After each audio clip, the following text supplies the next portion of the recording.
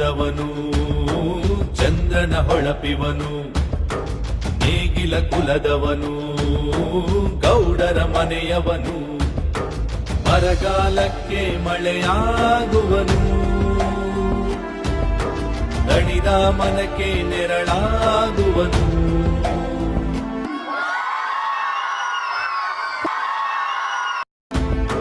ಬಡವರ ಮನೆಗೆ ಇವನೇ ಸೂರು ಅಳಿಯದೆ ಇರಲಿ ಇವನ ಹೆಸರು.